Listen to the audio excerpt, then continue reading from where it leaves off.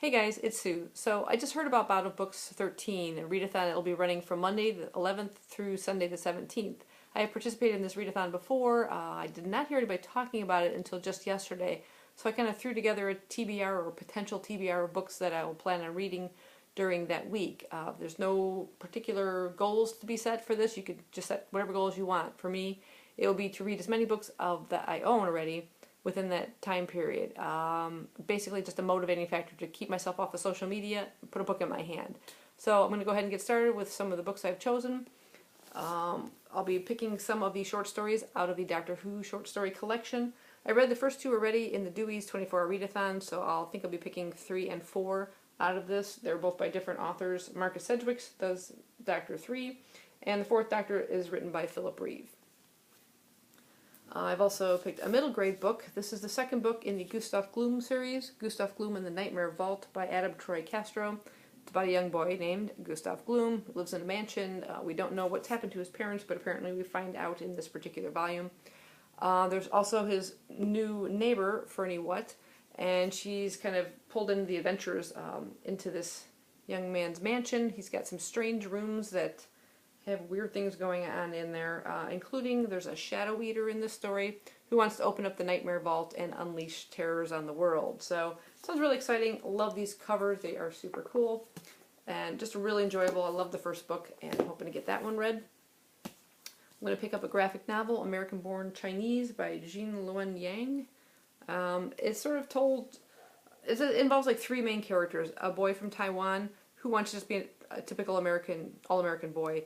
And then we have Danny, who is an all-American boy, but his Chinese cousin kind of comes to America and kind of just wrecks his reputation in some manner, I don't know what. And then we have a Monkey King, who is trained in martial arts and all this stuff, and he wants to be one of the immortal gods in heaven, but it says there's no place for a monkey in heaven. So somehow these 3 characters have to pull together and straighten out the lives that they lead. So, yeah, I don't really know much more about it. I know people speak really highly of it. Should be a fairly quick read for readathon.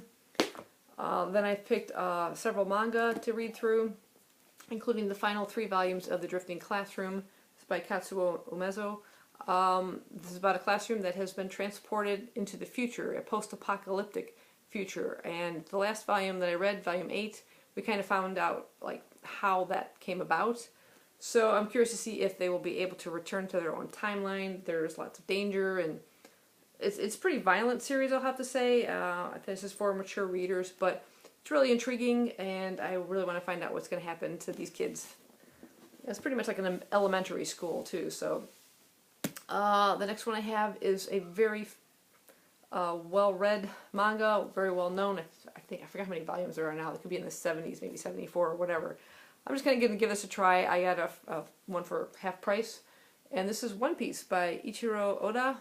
So many people talk about this. It's about some character named Monkey D Luffy. He eats the fruit from a gum tree and suddenly can stretch like a rubber band. But he can no longer swim now, and he wants to become the next pirate king. Well, not being able to swim can kind of have a detrimental effect to someone who's going to be, you know, a pirate on the seas. So yeah, it seems kind of a cute artwork and things. I think there's several different arcs that run through it. Several of my friends speak very highly of this series. So I have finally decided I'm going to give this a shot, and when I found this one, I should be able to get through that during this readathon. I'm going to continue with Ajahn Demihuman. This is by Gammon Sakurai, about humans that cannot die. Our main character, a young boy by the name of Kei, ends up hit by, actually run over and killed by a truck, but then he doesn't completely die. He comes back, and he's one of these weird creatures, and he's being hunted by humanity who want to experiment on them. And there are other demi-humans out there. He's trying to...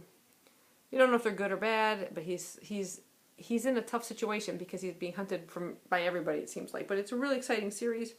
Really great artwork.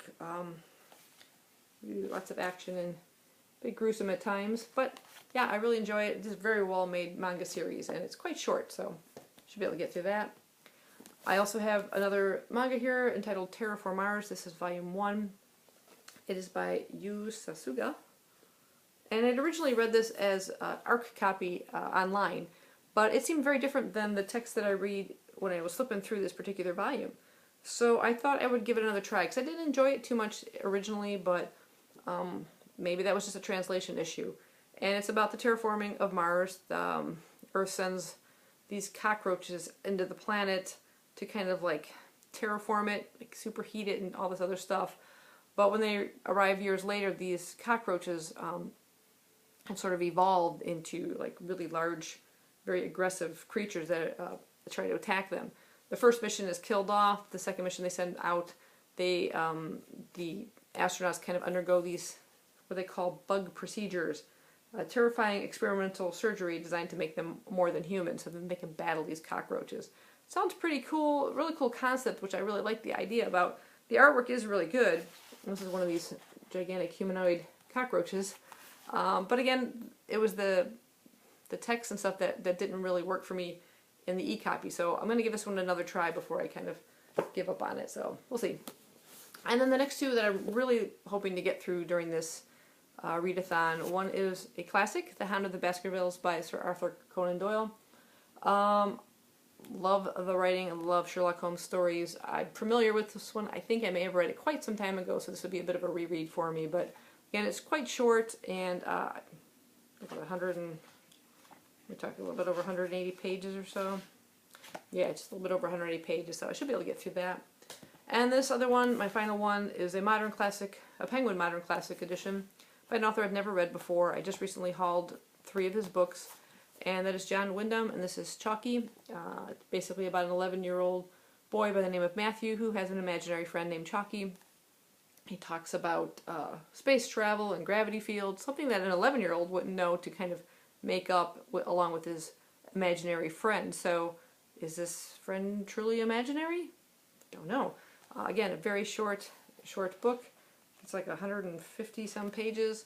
Should be able to get through this. This is sort of my main goal for this readathon, but again, I don't know that I'll get through all of this. I kind of doubt it, but I am working this week, so I don't have as much free time to read as I would like. But again, this is just a motivating factor to get me to read. So let me know if you guys are planning on participating in that. I'll put a link to the website where you can kind of sign up for it and everything. There will be challenges on that site, but I'm staying off of social media as much as possible, so I do not think I'll be participating in that. Just be reading. So yeah, let me know, and I will see you guys in my next video. Bye-bye.